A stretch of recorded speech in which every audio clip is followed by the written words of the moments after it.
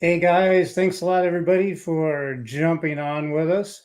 We're going to take a couple minutes to thank a couple of sponsors and wait for a few people to jump on. It usually takes a few minutes, but definitely want to thank everybody here: Copper State, Persuader Bass Baits, Labina Lures with the Rico, Minesweeper Lure Company, Southwest Custom Tackle, Lyle over there, he hooks us up, Copper State Plastics.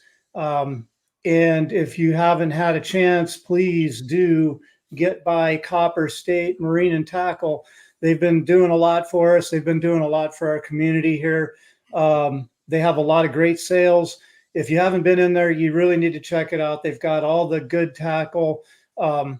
That you usually don't find around. You have to order somewhere. And they've also got a great website too. They are also carrying some kayak stuff, but they don't have it out. They're going to have it out when they make their move into their new building. But they have it. I was told they have it available on their website. So please check them out. I'm going to look at comments here. All right. Hey guys, thanks for jumping on. Our schedule. We just finished up our Martinez Mittry tourney, of course, and March 9th at Saguaro is coming up here pretty quick.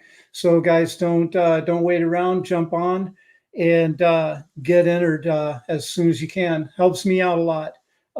But looking forward to it. I think it's going to be a great tournament. So Zoltan, what's going on with you, buddy? Oh, just another day in the life of being a dad and, everything else, working, all that good stuff, fishing, Rigging up gear. rigging up gear, editing some footage, going through that footage from the weekend. Yeah, that's cool, man. You got your computer and stuff back online. I know you had a what did you have happen? You had like your hard drive crash and your computer? Yes, man, my computer, actually, the application crashed, and that application was working off of a hard drive. And so then it corrupted the entrance to the files on that hard drive. Long story short, my old computer just really, it was only a dual processor. It can't keep up with heavy duty editing, and it was just on its last leg. And Yeah. I found a back door into the files on that hard drive, but I lost all the edits. Long story short, I got a new computer, so I'm all sorted out. So, and it's like a brand new fancy wancy computer that. Yeah. So are you coming up with a new strategy on storing stuff like external hard drives and that kind of thing? Yeah, I mean, I was already using external hard drives, but now I'm going to be like all on SSD instead Yeah, of like, cool. a spinning disk hard drive. So, All yeah, right. I'm now in the future. I just dragged my old ass into the present. So, I'm So editing footage what'd you now. think of quickly what'd you think of Martinez? Oh man, I mean, you were 100% spot on about that being like a kayak playground, or going to be everybody's new favorite kayak playground, because it is mine now. Yeah. Yeah, it was amazing. I mean, all those reed canals, and I knew there was tunnels down there. I never really actually went to go look for any, although I had an idea where some were. But I know some of us did find some, and Did you see those pictures Bryce posted of him going through those tunnels? did stories from one of our guests tonight. I mean, it was just epic all around. The quality of the environment. I mean, you could just kayak around there and just be awestruck the whole time. And the Yeah. water's clean, you could swim in it. And then the quality of fishing is like a cherry on top.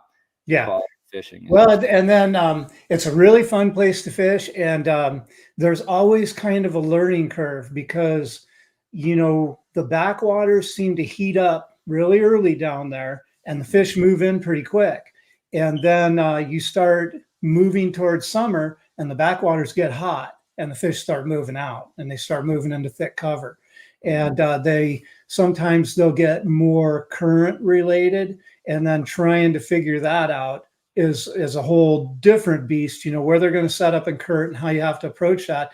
And then when you start doing a little bit more of the main river fishing, sometimes you get really excited because you catch a nice striper. You get out there and start throwing an Alabama rig around, you can definitely get into the stripers. But it's really a cool place. I mean, I've really enjoyed it. I thought you guys would, and like we talked about, it was a little apprehensive at first. I was thinking about what's going to happen. The first guy that's paddling out of Fisher's Landing, and just gets swept straight down the river, Yeah, I guess without any prior knowledge in a kayak there, it's something to think about. But amazingly, I think it's like the type of current that you could actually still paddle. I mean, maybe not my kayak or somebody else's, some of our kayaks, but you you could paddle a kayak in it. Yeah, Like a regular sit inside yeah. recreational kayak, you could be out there paddling. How I turned was my motor off and tried to pedal into it, and I was fully Yeah, rigged, and I was still making my way upriver, and I was like, dude, this is awesome. not bad. Yeah, How it was. was the boat traffic? You know what? Like, I only had actually one incident with a pleasure boater that was like headed right at me, and then like I stood up and was like on my way out of the way and kind of waving my arms, but they were still headed right at me. They were gunning towards the mouth of where I was fishing at Yeah. was it Ferguson Lake? But other than that, like actually every bass boater I ran into was really nice. And What? Mark Kyle got hit by a bass boat? whoa, no Man, I'm way. going to have to get the backstory on that. As he Yeah, was, I didn't that's hear about him being injured or anything. yeah. Like at the event or like recently, like afterwards. I know he fishes a lot. Oh, you saw it. Kyle Oh, says he saw it. Wow. dang, that's terrible. Yeah, that's terrible. I mean, we saw him afterwards, so obviously it was okay, but that's not a fun experience. No, no. And then I'm imagining, since I didn't hear about him getting hurt, that maybe it was a slower motion kind of thing. Because I don't, I'm not. No, I see Andrew shaking his head. All right, Andrew, we'll save this. We'll pop you in later. Okay, we'll move on for a bit. I see there's a couple guys saying that these Andrew and Steve know about it, so we'll bring you guys up here in just a little bit. Let's see. He was all good minus his trolling mount motor bracket. Wow. Okay, we'll get some backstory here in a few minutes. Yeah, here's Kyle. He almost got me too. You got to yell when you hear them coming through those canals. Yeah, and Kyle, I'll tell you something. When it gets warmer and the jet skis are out, oh yeah, you can just imagine. I'll continue to be the safety Nazi because that's just who I am. But I carry an air horn right in Yeah, my center cockpit, like the little center hatch right there. I got an air horn, and it's for those moments like we're talking about where people are just they're way too close. yeah, It's a good yeah. It idea. happens. you know, Yeah. Well, it sounds like he's everyone all knows right, so me. that's good. So I'm going to move on here a little bit and let everybody know that I judged the Martinez Mittry tournament, and that was fun. It was really fun watching the day kind of unfold. But going forward, we're going to have Ricardo back on judging for us. He's going to be judging the remaining 5 of our qualifier tournaments and our championship. That's good for people who don't know Ricardo. He's a lot of you might know him from Southern Arizona Kayak Anglers here on Facebook. And he's a longtime kayak enthusiast and just a good dude. When we have our next virtual captains meeting, I'll plan on bringing him in for that. As far as a tournament recap here, this is our first big tournament. We had a team tournament, but this is our first qualifier of the year. We had 60 people total. I know we had 3 states represented with Arizona, California, and Nevada. I'm not sure if there was anybody from another state. I should have looked. Make that 4 because we had Marcus out from Utah. So Oh, and Utah. Okay, good. I thought it So was 3 states as well, but I didn't realize we had guys from Nevada. That's awesome. yeah. And so we had 60 guys, and that means we're going to qualify 25% of those guys, which is 15 for the West Coast Championship that's going to be held on Clear Lake. So that's pretty exciting. And then we qualified the top 12 guys from this tournament to be in our state championship that's going to be held later in the fall, 2-day championship on Roosevelt. Everyone in the top 20 had over 80 inches, so that was pretty good. The top 6 all had over 90, And between the 60 anglers in the tournament, you guys caught 305 fish. So it was like, it was really, really cool to watch. Really cool. Got a thank you here for Ricardo. I'm sure he appreciates it. As far as the payout goes, we are paying out a total of $4,320. We're paying 1 and 7, so we're paying 8 places deep, which is pretty cool. I was a little wondering at first, how it was going to pan out paying 1 and 7, thinking it might not go deep enough, but with a 60-person field, that's pretty good. So with that, I'm going to start moving towards our results. So we're going to go to, hang on, I got to pull another sheet up here. And I'm going to start with second place big fish, and that was Quinlan Benavides with a 22.75 inch fish. And Quinlan's going to be taking home $240 for second place big fish. 21.75. Yeah, 21.75. Actually, while we're doing this, I'm going to pull the two guys that we have in. There's Steve, Andrew. Welcome on, guys. Thanks for being here. When we go through payout and stuff here, or I don't know, do we want to back up and talk about this Mark Kyle thing? Let's talk about Mark Kyle real quick. What happened? So he was in one of those backwater canals, I guess, and the boat came around. I guess the boat was kind of, sitting the ass end low in the water and the front end high. And he said he was yelling at him and everything, and they didn't see him, and he was about to bail, and boom. Wow. Yeah, the boat hit him, and somebody else said it jacked up his trolling motor mount and such. So yeah, it was pretty lucky, man. That could be a bad deal, man. Props are ugly. Props are ugly.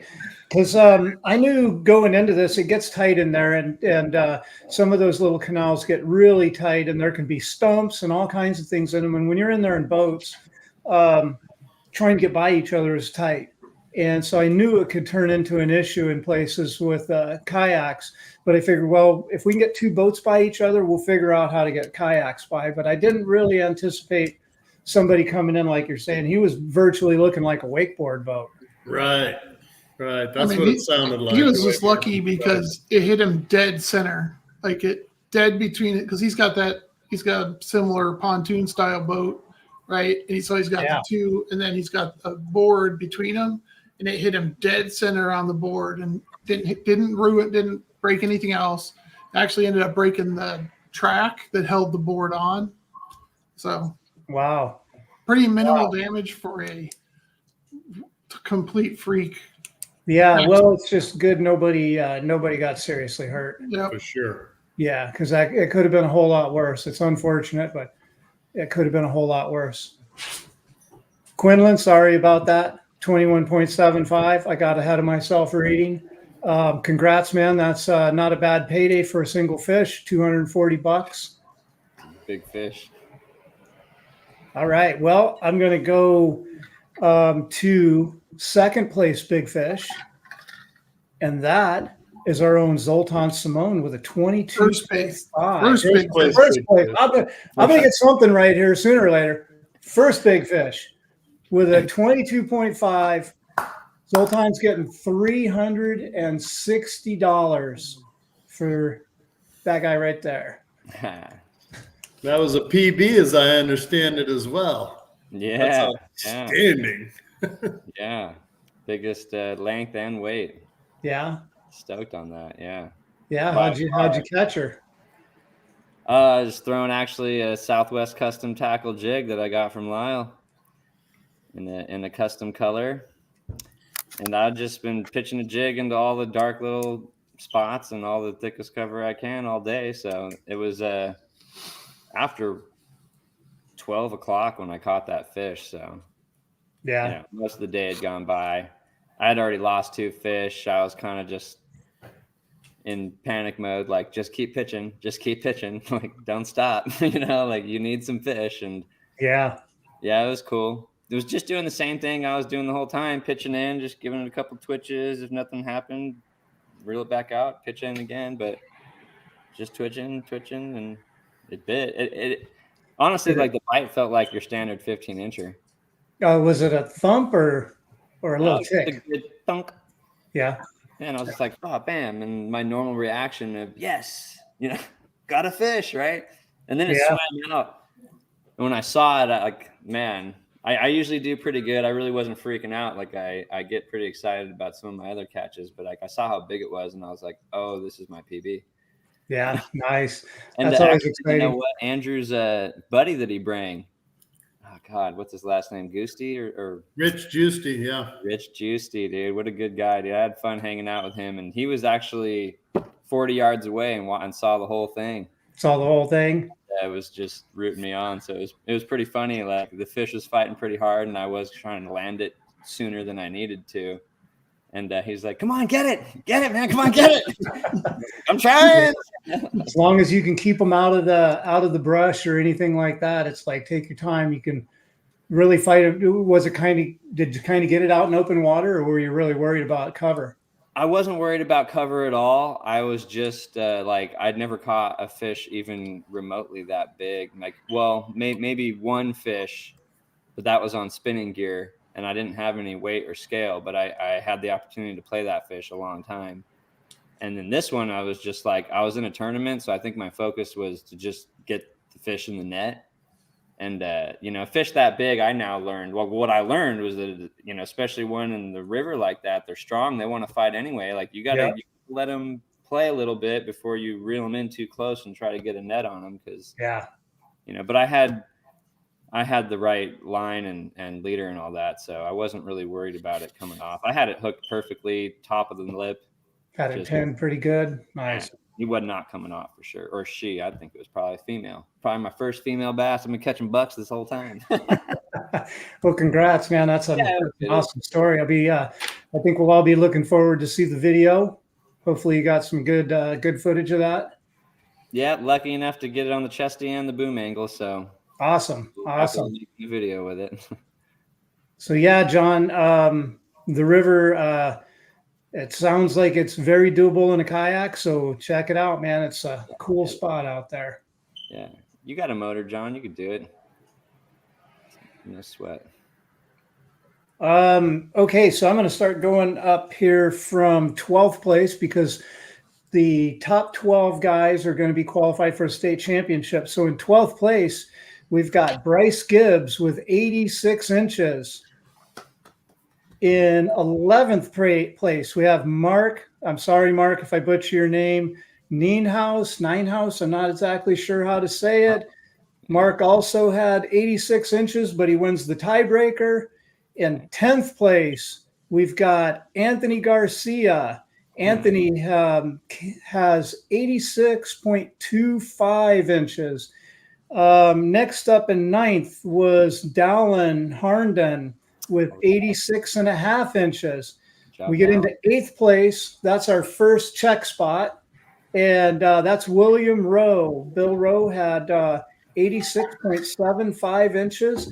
And he's going to get a check for $159 for 8th place. Nice. In 7th place with 89.75 inches is Adam Sleeper, a.k.a. Adam Lee. Took me a little bit to figure that out when I was looking through. Sometimes people's Facebook name and what they sign up as on Tourney X aren't the same. And so I have to hunt that stuff down a little bit so I can make my points come out.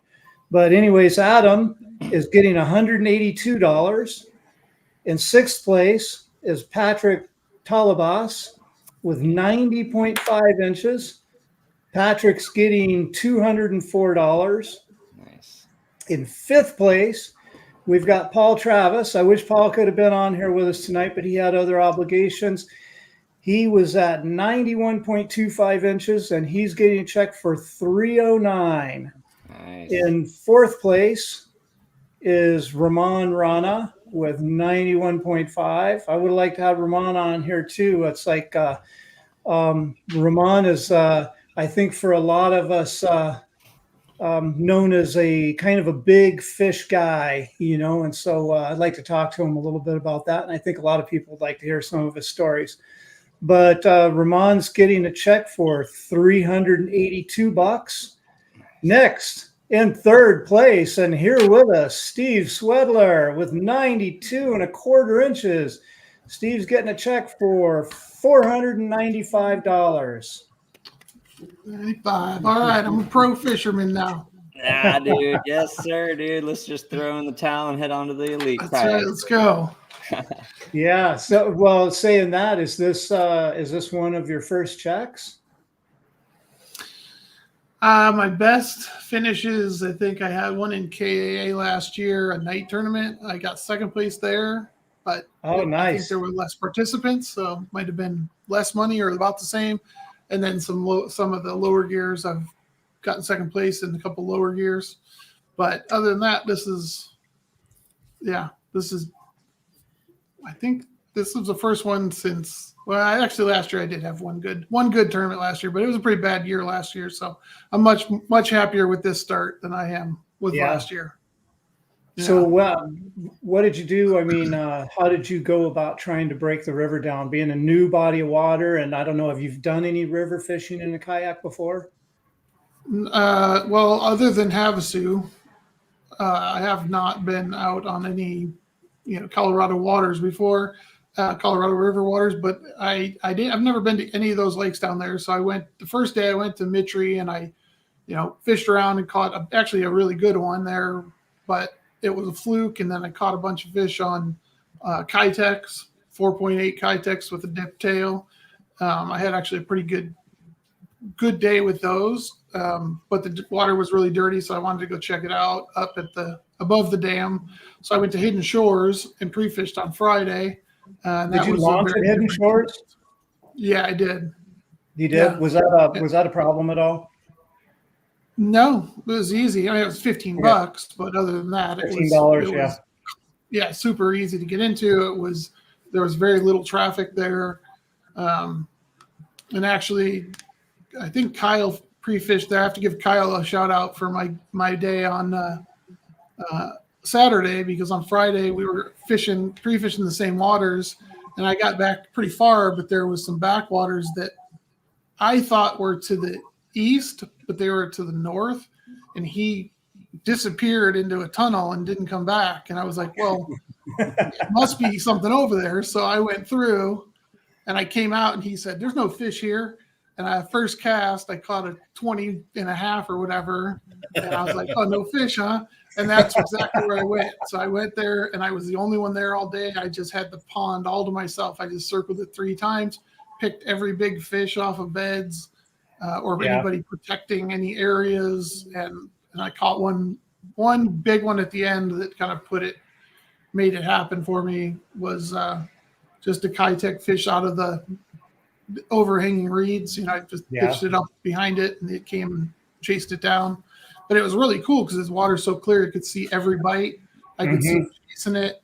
I mean, and I was very patient with the ones that behaved properly, and I gave up on the ones that didn't. So like most of the time is when I see them and I just can't give up on them. But this time, if they didn't react a certain way, I was just like, nope, that guy's, no matter how big it was like, that one's not catchable, and moved on. So yeah, that's smart. I've done it myself, and I've seen other guys do it.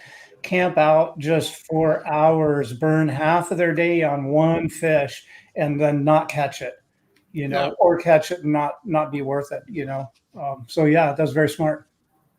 Yeah, that's awesome, man. Congratulations. And that's awesome that you, like, over the down season got a new kayak, and then first time of the year you anoint it with some hardware and a check. And what a good start on the new boat, man. That's awesome. It is a good start. Yeah. I was going to say, if I have to give thanks, I give thanks to Jackson for making the Blue Sky Boat Works, because I love that thing after only 5 trips. There's a couple of changes I'd make to it, but it's an advantage to be able to turn around just easily. I'm not. Yeah. Not everybody's like Bradley can stand on their seat and go full speed on their trolling motor without falling off. I mean, I would never. I watched his video and I would never be able to make that. I watched the video last night and I was like, no way. I'd have been in the water immediately. I mean, he was like turning left, stopping and turning. And I was like, oh my God, I'd be in the water so fast. So, yeah, with the Blue Sky, I can do that. I can just spin around. And so if the wind blows me, I can still target the fish. I can still see them. I can cast in 360. It's pretty amazing. I really love it so far. But like I said to everybody who asks me about it, ask me at the end of the year and I'll tell you what I really think. Right now, I love it. But we'll see how it goes. Yeah, no, I think it sounds like an awesome platform. But yeah, I was very happy with it. So yeah, I mean, other than the Kitex, I did throw mostly a Texas rig. Actually, a Bandito bug for the most part, which is that's one of the it's a Guggen bait, right? Yeah. Yeah, it's one of the few I really. I mean, it's such a solid bait. I actually really like that for a creature. It's kind of like a beaver tail. It doesn't move a whole lot, but it's enough. So I used basically those two all day. The only thing I did is I lost one on a glide bait early that I really wish I would have had, because that actually probably would have been an upgrade for my smallest fish, but I was on the wrong gear and it was too heavy and my line was too stiff. And like looking back, that's the one that I could say was an actual mistake, that I lost that fish because of gear. So you said a glide bait, right? Yeah. So you fishing it normally like a glide bait, or did you put it on a bed? I was fishing it as like a glide bait in the morning when it was still dark. Yeah. Okay. Yeah. Cool. But my rod was too stiff. I had too heavy of a line on, and I couldn't have it. I didn't have enough bend to keep it pinned. So as soon as it came up, it just threw it. Yeah. It happens. Treble hooks are always a challenge. And like you said, if you had a stiffer rod, it's really hard to keep those fish loaded up. How big a fish do you think it was? It was probably 18 plus. I mean, it was 18 a big fish. I mean, I threw a big glide bait, and so I thought, I need a bigger rod. Yeah. Looking back, I probably should have had a medium heavy or something with a big parabolic bend in it. Yeah, like a heavy crankbait rod. Yeah, something like that. Yeah. I'm not a good glide bait guy. I mean, I throw them from time to time, and then I give up on it and go back to what I know. I've got a video I made a while back of catching a catfish on a glide bait. It was my first ever bite on a glide bait, and it turns out to be a catfish. But when you got big fish, a glide bait is a good bait, because especially in a time like this where they're looking up and they're feeding on fit, feeding up for spawn. I like it. I've caught a lot of big fish on glide bait, especially in clear water like that. So like at Pleasant, I like to use the glide bait a lot, and they'll chase it down from forever. So you caught a lot of fish on a glide bait? Yeah. Oh, me and you, we're going fishing. Okay. I need to learn some stuff. I've been out once with James Peel, but it was right after I hurt my shoulder, and he showed me a lot of stuff. But the fish, they just weren't eating glide baits that day, or we weren't getting into them anyways. Yeah. I mean, sometimes it just isn't time for it, for sure. Yeah. So, what advice do you have for, say, newer anglers or anglers who are maybe struggling a little bit to get bit in tournaments? So what advice would you give guys? So let me frame this question a little bit better. I fished a lot out of a boat, and I fished a lot of club tournaments before I got into kayak fishing. And so one of the things, if you're out and you're struggling and you're not being able to put things together, everybody's like, go join a club and you go fish as a co-angler, and you jump on the back of a boat with an experienced angler and you learn a bunch of stuff. Us being out there in kayaks, we're really in kind of a vacuum. You get out there in your kayak and you're out there trying with everything you got. You're throwing the whole boat at them and like not figuring it out. And it just turns into like a bit of a frustration because you're just not putting the pieces together.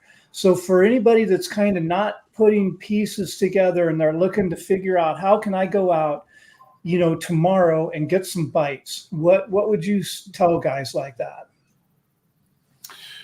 Well, interestingly, I actually had a conversation with Robert this morning. I think Panatiescu. I can't remember if I say his last name right. So sorry, Robert, if I said his name wrong.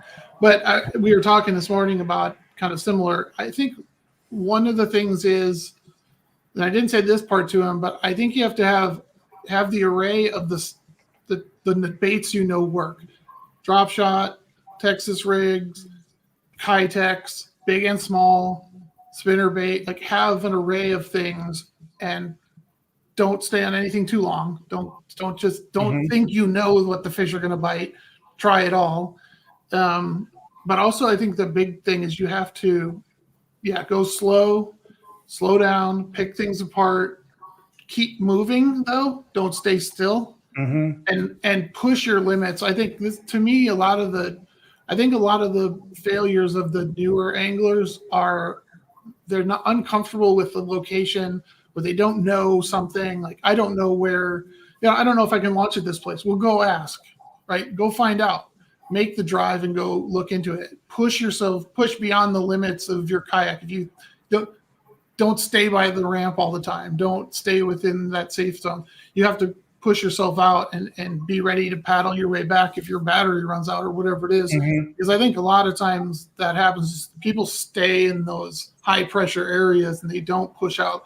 Like this particular tournament for me was pushing beyond my comfort level, right? Like I went through some tunnels where I was like, this is not, I don't know if I can make it out. And if I get stuck, like, what am I going to do? And it's like, well, I'm going to get out and maybe lose a shoe, but I'll be fine. Right. I'm not.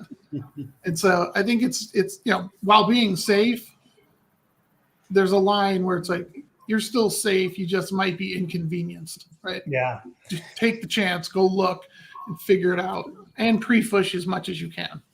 So let's say you're on Lake Pleasant tomorrow. You've been out there for 4 hours. You haven't had a bite, and you got to get bit on something. What are you picking up?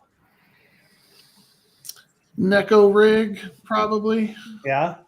Yeah, that's my go-to finesse for sure. I mean, I'll drop shot if I have to, but Neko rig is pretty much a standard for me when things are really, really tough. Really tough. So what kind of gear are you throwing that on? I mean, are you doing that on a spinning rod? And Neko rig on a spinning rod, usually medium, right, with a light line. I try to go as light a line as I can, although I rarely go under 8 because I always feel like they always break. 7 and 6 breaks for me too much, but so I try to go to 8. Always go with the clear stuff, the fluorocarbon. But yeah, I almost always will throw Neko rig on and I'll throw it weedless. I use a lot of the it's a Gamakatsu G finesse weedless whatever, and it actually like feeds through and then back into the bait, so it's completely weedless. It doesn't have the little wire. It doesn't stick out as much, so it's a little harder for them to decipher that it's a. So what bait are you throwing on that? I throw a lot of stick worms on that. Like a Senko type bait? Yeah, just a Senko type. I like Berkeley's the generals, right? Anything like that. I'll throw a lot, especially the really stinky one there, the extra purple, whatever that is. I don't know which one's the stinkiest one. And I like to throw the one that's half orange and half green. Half orange and half green? Yeah. And then what sort of retrieve would you use on that? And another question I have for you is kind of what length of rod? Because I know if you've got a really long rod on a presentation like that and you're throwing it out and it's on the bottom and you're trying to keep, your rod tip high, I'm assuming, because you want to keep the bait standing up, right? And if you lift your rod, you don't want to move it too far. So what kind of length rod and what sort of retrieve do you use on a bait like that? I actually vary it a lot. I use the rod is a 6.6 or somewhere between 6.6 and 7 foot. It's always less than 7, but I think I use the 6.6 for the most part. And it's but I'll drag it. So I'll do a sideways drag a lot of times. Okay. And then sometimes, depending on, if there's a lot of stuff on the ground, so if it's silty or if it's grassy, then I'll pop it. So I'll pop, and then I'll let it settle. And what it does is it comes up and then it settles backwards because that pulls it back away from you. So I'll pop, let it go down. I'll pop, reel it, let it go down. So it's always kind of backwards. But I will drag it. I mean, I have no problem just straight dragging it across the bottom because it's just a wacky worm type presentation when you're dragging. It's just bouncing around down there. All right, there you guys go. There's some juice to go out and try and get some bites if you're having a hard time. Thanks a lot, Steve. I want to say one more thing. I want to thank Frenchie and Kyle for getting rods back in my hands after I lost my rods 2 years in a row. Oh man, do you have any social media? Not really. No, I have the Desert Hogs YouTube channel, but I haven't posted anything on it. So other than Facebook, I don't really do the socials. I should start this year though. He shows up to campfire. That's right. There you go. Social. Yeah, I'm never afraid somebody say I've given up the juice. I don't believe that keeping secrets makes any difference because everybody knows everything. It's all on the internet somewhere. The fact of the matter is that you can go do the exact same thing I am, and we're both going to have different days. Yeah, that's absolutely for sure. I've been on a boat with people, and you can be both throwing the identical white spinnerbait, and one guy's getting bit and the other one's not. You can't fish somebody else's game. Sometimes you really can't. Yeah. All right. Do you have anybody you want to thank? Just my wife for letting me fish and God for making the fish and putting them in this amazing place that we got to fish this week. I mean, that's the fact that it exists and that we can go and do this is amazing to me. That is even is a possibility for us. Absolutely. It's like hairless monkeys. The mystery of fishing is always there, and many of us do it for just our entire lives, and it's still always there. So awesome, man. Great story. Thank you very much for coming on. No problem. Thanks.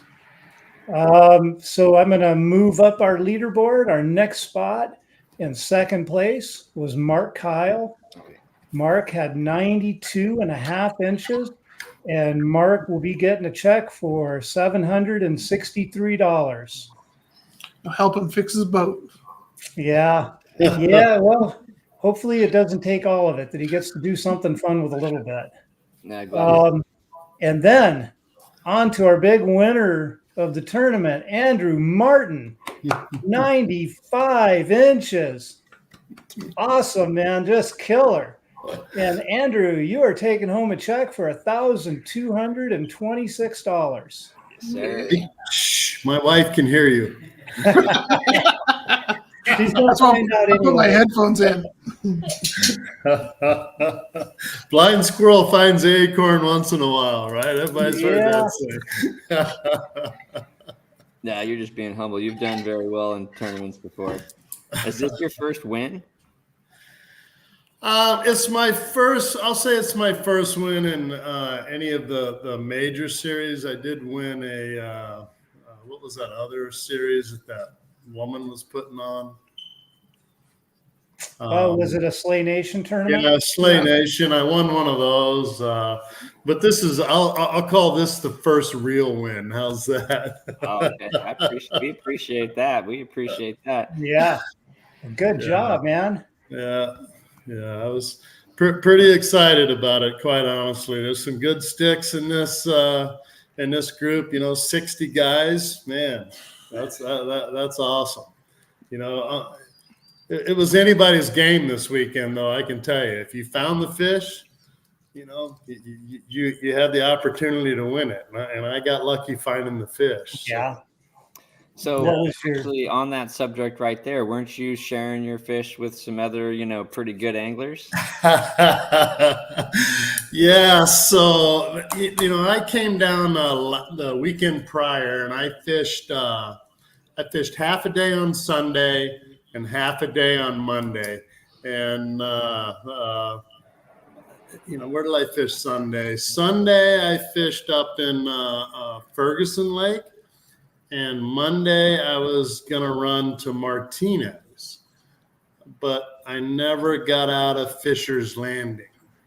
And I was just looking around Fisher's Landing, because there's a bunch of docks and stuff, right? I'm like, man, this is, this looks good to fish. I got to fish this for a little while. And there were freaking beds everywhere. And without even trying, I caught 90 inches on Monday. And I'm like, man. But I knew that, that's right there at a launch, I'm like, everybody's going to be on these fish. And then I heard this past weekend, I went down Thursday. So I pre-fished Thursday and Friday before the tournament. And I heard somebody said something about the tournament that was the weekend prior was won in Fisher's Landing. No kidding. Fishing in Fisher's Landing. And I'm like, man.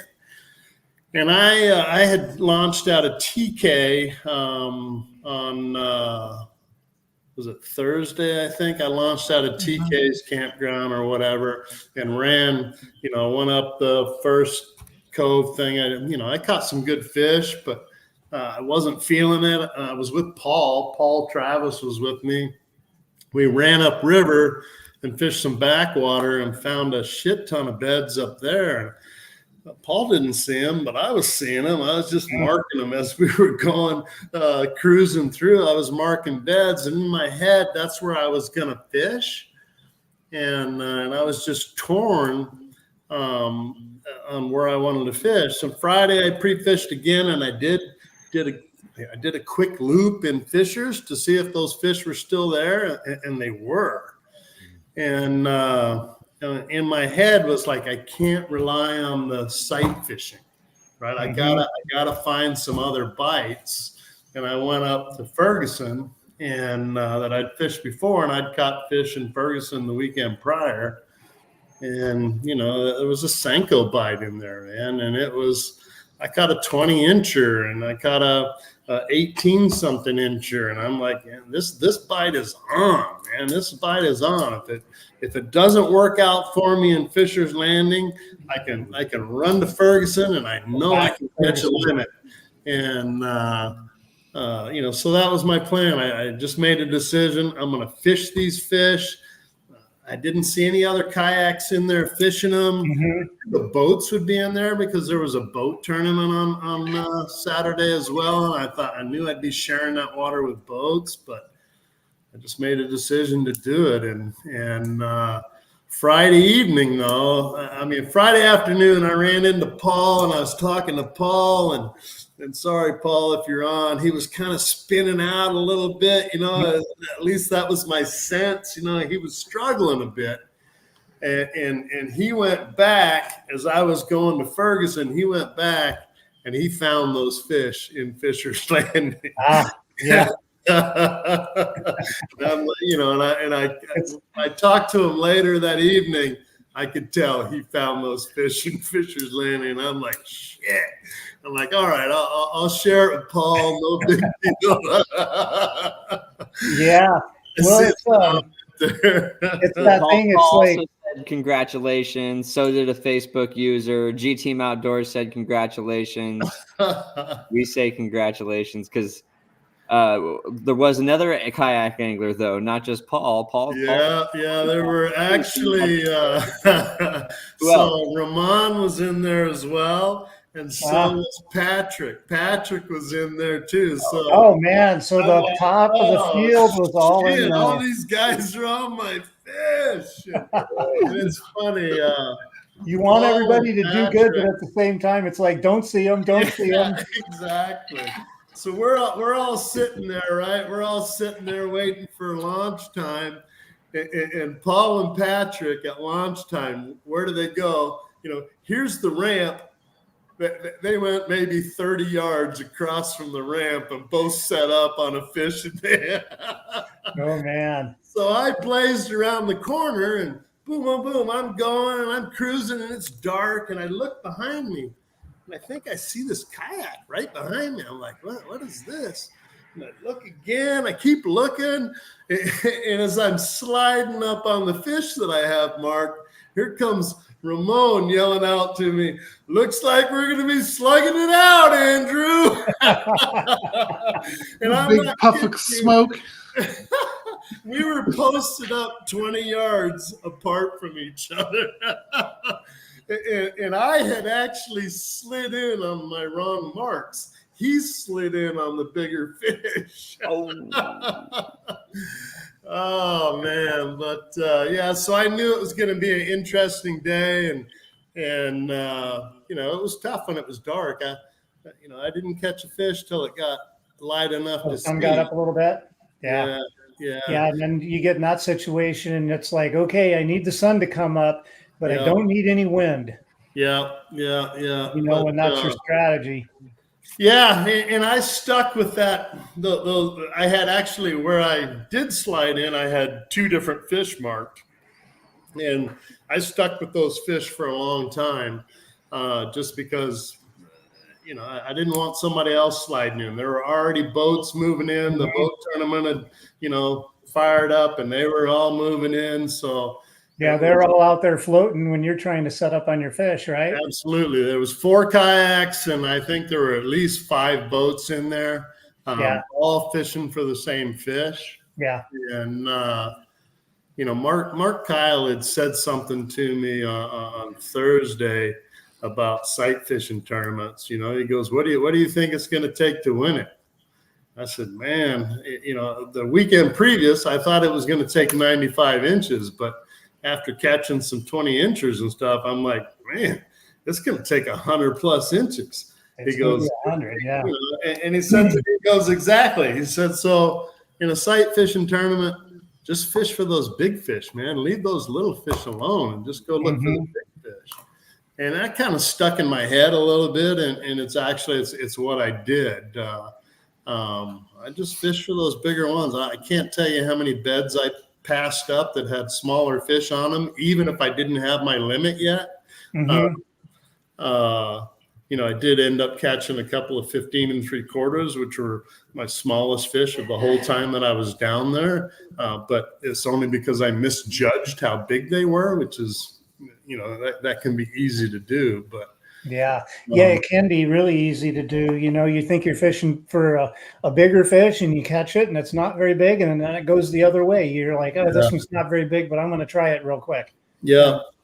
You know, and I was fortunate. I didn't let the amount of people that were fishing those fish get in my head, because there were so many fish that were hidden. They were bedded and they were hidden, and there were a lot of fish that were really spooky because they'd had the shit beat out of them. Right? Let's just face it. All week long, those fish are getting hammered by, you know, by these people that, you know, these snowbirds and such that are down. Oh, yeah. They're just beating the hell out of those fish. Well, the snowbirds, when they catch them, they don't usually go back. Yeah. They go in the frying pan. Yeah. So the thing about these fish is that most of them were not just locked on a bed and sitting there waiting for you to come catch them, right? They were cruising around. They had a bed, right? They had a bed. And so whenever I saw one cruising, I stopped and I just sat there for a minute, because he was going to settle up somewhere. It might not be on his bed, it might be off his bed, but it would give me an idea where that bed was. And you know, Steve said it earlier.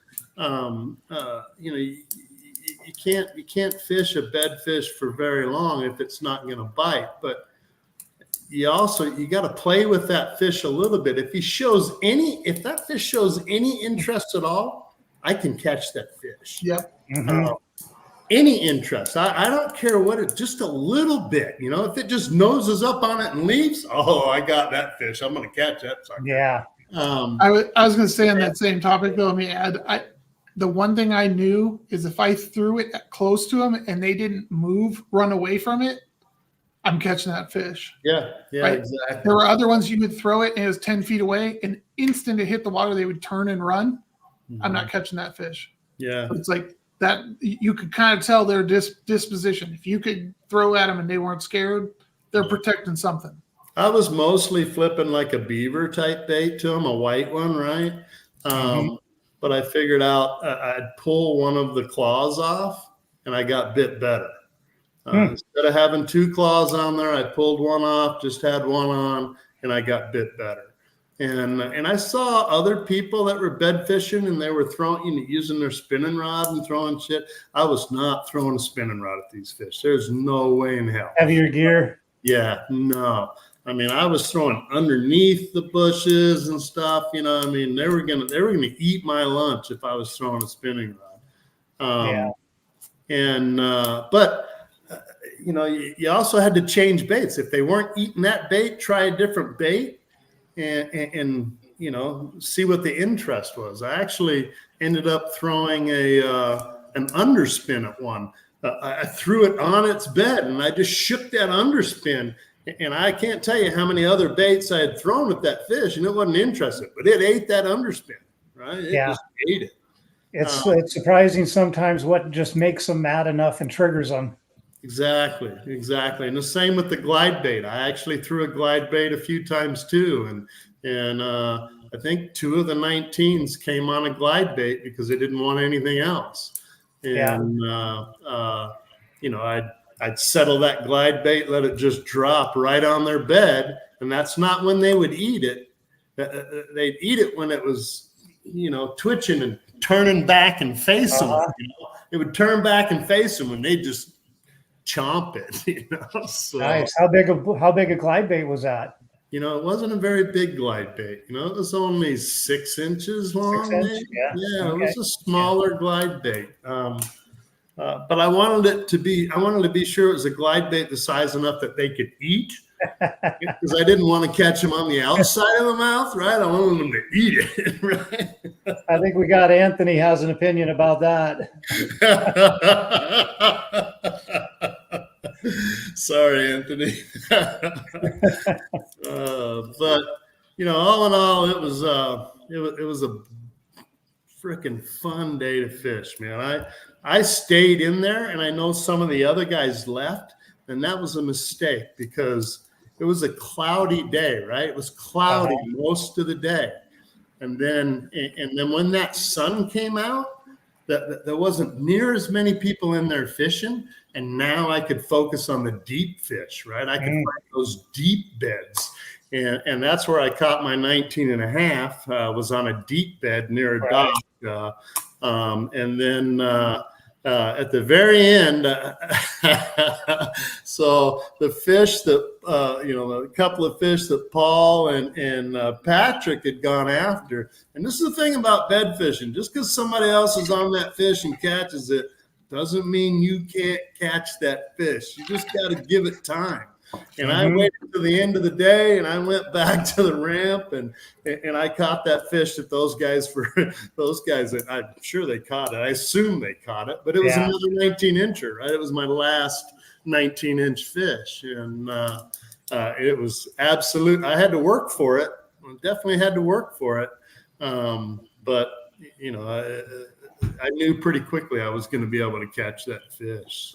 So to spot those beds, what kind of glasses are you wearing? You know, more than that, what kind of glasses are you wearing? And what are you looking for? You know, are you looking for beds? Or are you looking for fish? I know sometimes you can spot the shape of their tail, you know, just the shape of their tail stands out. What do you look for? Yeah, so down there on the river, and I learned this at Havasu. At Havasu, the beds aren't white like they are around here, right? The beds are white around here.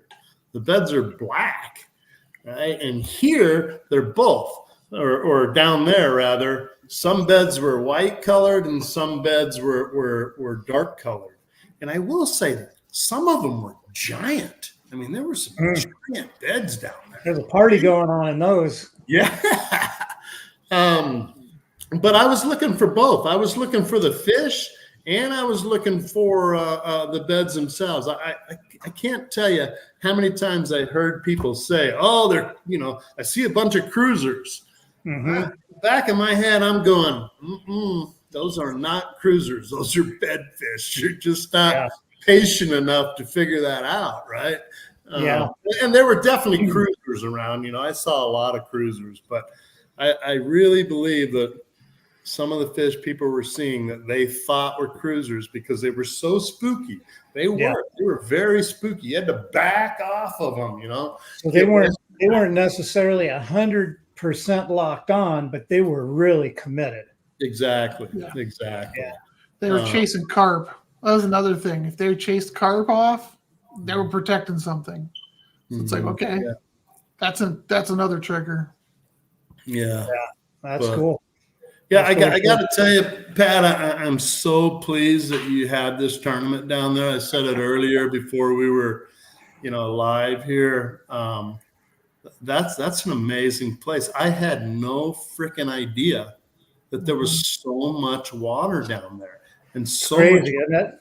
so much quality water. I mean, that is one hell of a fishery. Why the F did I not know how good a fishery we had down there? Those boat guys right now, they're looking at me going, "Oh, that guy."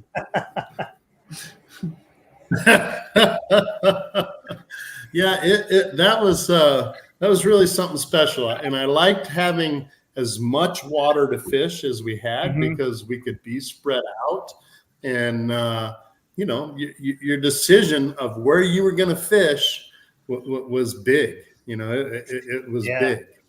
And it's a wild place down there, because you get in all those backwaters and you get in these little pockets and going through stuff. I've been through there in boats where you're like laying down on the deck and spiders are falling on you, trying to get into. It's like there's so much there, and if you spend your time on like Google Earth and just start looking at all of those backwaters and where they get close to the river, and you start finding all these tiny little inlets, and marking that stuff. And I mean, you can get into just some amazing places. Yeah, it was cool. I wish I would have, did one of those tunnels someplace, but I actually never found one of those tunnels. We'll be back. We're gonna figure out something else. We'll be back. It's not going to be the last time we fish there. Yeah, but pretty serious place to fish. I mean, even if you don't fish and you just kayak, like Zoltan said, it's cool. I mean, my wife would love it down there. Yeah, for sure. Yeah.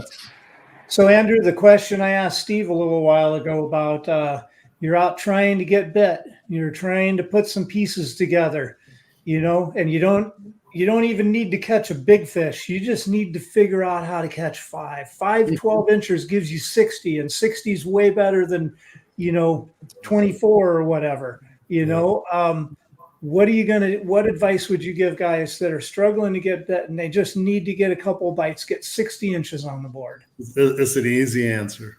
Drop shot 20 feet. Just put on a wacky. No, fuck that drop shot. Excuse me. Just put on a wacky Senko, man. Just a wacky Senko, and you will get bit. So if you're gonna pick up a wacky Senko, what are you looking for? What kind of water are you gonna put that in? I'm gonna put it in the bushes. In the bushes. I'm gonna put it in the bushes, and you're going to break off. You're going to get frustrated, but you're going to get bit. And you're not going to catch a fish unless you get bit. And it's plain and simple, right? I mean, that's easy math. You're not going to catch one unless you get bit. Throw that shit in the bushes. I went down there thinking that I tied on heavy enough line. I think I tied on some 12 and 14 pound test, and I got down there and I'm looking at this stuff. I'm like, shit, that ain't enough. and those fish down there are not line shy. Got a lot of discolored water besides, even in the clear water though, I didn't find them to be line shy. People like fish, fairy wands, for bedfish and with super light line because they can, they swim around your line. They see your line, they swim around it. They don't care about your line when they're on the beds. They just want that thing off of their bed, Yeah. And so when you're throwing that, I'm going to throw a wacky Senko. But when you're throwing that, you say, like you said, you're going to throw it right in, some nasty stuff, and you might have some frustration. You might break off. You might lose a lot of hooks. But it reminds me of what one of our sponsors told me once, or Persuader Baits, Gerald Kimsey. He told me a long time ago, he said, if you ain't snagging, you ain't bagging. Yeah. And that has stuck with me for years. You gotta, a lot of these fish, they're going to bury up in the junk, and especially it seems like when it gets hot, or hotter, and they bury up in the thick stuff. So you can put a Senko in there and really reach some of those fish. Yeah, I'll say with the Senko, maybe I shouldn't say it, but I will. I get bit more if I skip it than if I pitch it. Yes. Skip it, don't pitch it. Okay, so if you're skipping a Senko, what rod are you throwing? What kind of action, length and action? Yeah, so I'm throwing, in that case, I'm throwing a 7-foot medium spinning rod. Yeah. Yeah, 7-foot medium spinning rod. Sometimes I'll do it on the same setup as a bait caster, but I just have better luck with that spinning rod. So braid to fluoro or straight fluoro? Blade, always braid to fluoro. The only time I don't do braid to fluoro is if I'm doing crankbaits or something like that. I don't know why. It's just the way I tie my shit. So yeah, it seems to me, especially when you're skipping, I like having that braid. It just seems to come off the spool nicer. Yeah. I mean, it's amazing how even with a little bit of slack line, you can just feel that. Dunk. Dunk. So, yeah. And if you feel that, you better set the hook. You're a line watcher too, right? I am a line watcher. So I tie a FG knot whenever I do braid to fluoro. And whenever I trim my tag line on the braid, I actually leave a little bit of braid hanging off, and that braid kind of frays out, and it's like a strike indicator for fly fishing. Yep. Watch the knot. Mm-hmm. I do the exact same thing, a different knot. Yeah. But I leave a little bit of braid there, and I watch that knot. And sometimes you'll just see that tiniest little dink. Yeah. It's like, oh yeah, just got picked up. Sometimes they run off with it, but sometimes it's a tiny little dink. Yeah, good stuff, Andrew. Good stuff, man. Yeah, it was definitely fun. So yeah, one thing I'll say though is I'm super excited to win this tournament. But for me, it was a sight fishing tournament, so anybody could have won this tournament. Yeah. I want to win one where it's not sight fishing. You will. You will. It's like, what do we got here? We got Bradley here. Andrew's mic is taken away now. Yeah, well, got to give up a little bit, and help some of these guys catch a few fish. I mean, we're all a community here, and we got to help each other out a little bit. So good stuff, Andrew. That's giving up some juice, man, and congratulations on such a good finish, man. Appreciate it. Yeah. Well, what do we got, John? Let's do a Texas Hold'em style, no pre-fishing. I don't know how that would work out. Congratulations to all the winners. Yeah, congrats to everybody. I'm like super pumped for how this tournament went down.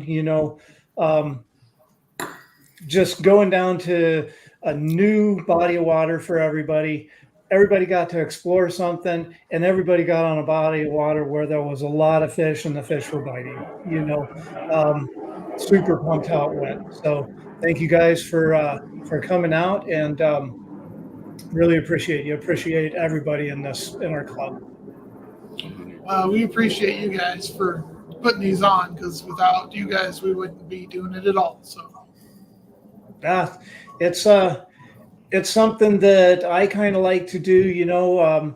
I've been involved in bass clubs for a while, and they're the grassroots of the sport. It's where a lot of people get started, and this is a part of it. Us coming together, talking about how we do in our tournaments, giving up. You don't have to give up the exact, go to this spot and throw to that rock using a 4-inch. It doesn't have to be that level of detail, but anything we can do to help the guys out, And I really enjoy working with clubs like this. John Cruz, thank you for fishing with us. Not sure who this is, but thank you. I'm healing good. Doctors say I might be fishing in 6 or 8 weeks, so we'll see what happens. Any of you guys have any questions for these guys while we got them here, or Andrew, I forgot to ask you. You got social media you want to call out here? Or any sponsors? I don't have.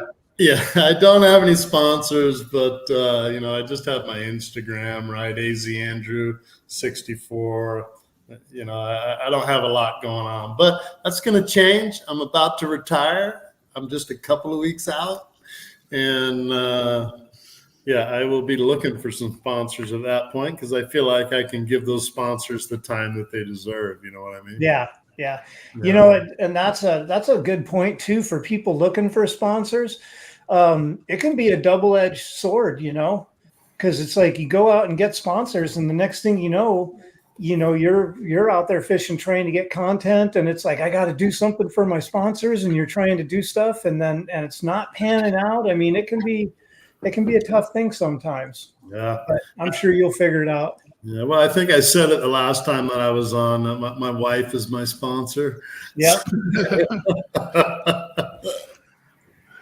All right. Well, thanks a lot, you guys. I'm gonna let you guys go, and thank you very much for coming on with us. Very appreciated, and again, congratulations. I appreciate you guys. Thank you. Appreciate you guys too. Thanks. All right. See you, Steve. See you, Andrew. All right. Well, cool, man. That was pretty good. That was very informative. Yeah, it's awesome, man. I'm happy for those guys. Both of them are really good dudes, and I enjoy fishing with them. It's awesome to see them holding their hardware. Yeah, for sure. So our next tournament is coming up on March 9th. I'm going to again pop our schedule up here. We're March 9th. It's up on Tourney X. Guys, start signing up. It's less than 2 weeks away. I'm really excited about this tournament too. I think it could be a good one. I don't know about any tournaments going on, but I won't be surprised if there is one, a boat tournament. So start doing some research and start getting signed up. And a couple of things I forgot to show us here. One, we've got a little derby that we're going to put on down at Aravaca here in just a few weeks. $60 entry fee. And if any of, I know the Southern guys are looking forward to it. And if any of you guys up in the central area want to come down and fish some more new water that you probably haven't been on, feel free to jump in. Another picture I forgot to pop up here was the group shot of everybody. This was definitely better than the one I posted. I think Zoltan set me up. He didn't send me that one. But thanks everybody for coming out. Our next live will be March 6th at 7th, the Wednesday before the Saguaro tournament.